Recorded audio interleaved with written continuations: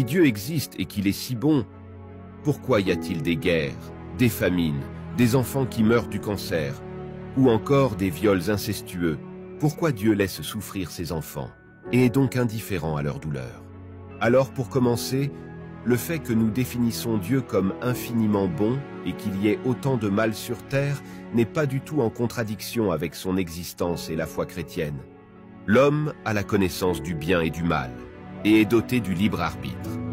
Cela veut dire qu'il est en mesure de réaliser selon sa volonté des actes bienveillants ou des actes malveillants.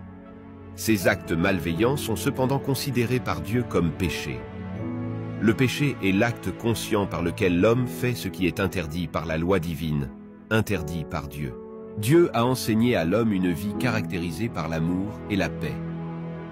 Mais l'homme, ayant le libre arbitre, décide par moments de ne pas suivre les commandements de Dieu. Ce sont ces actes réalisés par l'homme en contradiction avec la volonté de Dieu qui est cause de malheur dans ce monde. L'inaction de Dieu dans l'instant T n'est pas la source des souffrances sur terre, mais cette source est bien la désobéissance des hommes. Mais si cela est interdit par Dieu, pourquoi Dieu ne punit pas ceux qui en sont l'auteur? En réalité, Dieu n'est pas indifférent face à la souffrance de ses enfants et face aux mauvaises actions commises par l'homme. Dieu le dit, le salaire du péché est la mort.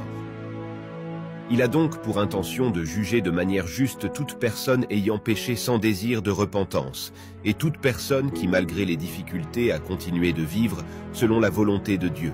L'action de Dieu est illimitée en termes d'espace et de temps. La raison pour laquelle on a l'impression que Dieu est si lent à rendre justice, c'est que Dieu est en dehors de l'espace-temps, puisqu'il en est le Créateur.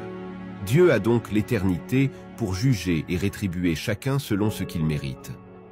Le jugement ne se limite donc pas à la vie sur terre, mais à l'éternité. C'est la raison pour laquelle un chrétien n'est pas choqué face à n'importe quel cas de figure, y compris ceux qui paraissent les plus injustes.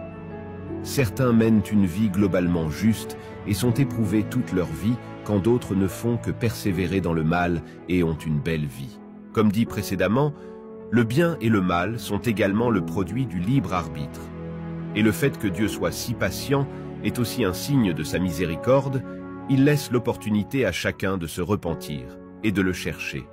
En réalité, Dieu n'est pas indifférent face à ce qu'il se passe dans le monde, mais sa réponse face aux injustices n'est peut-être pas encore perceptible à l'heure actuelle, mais le sera au cours du temps.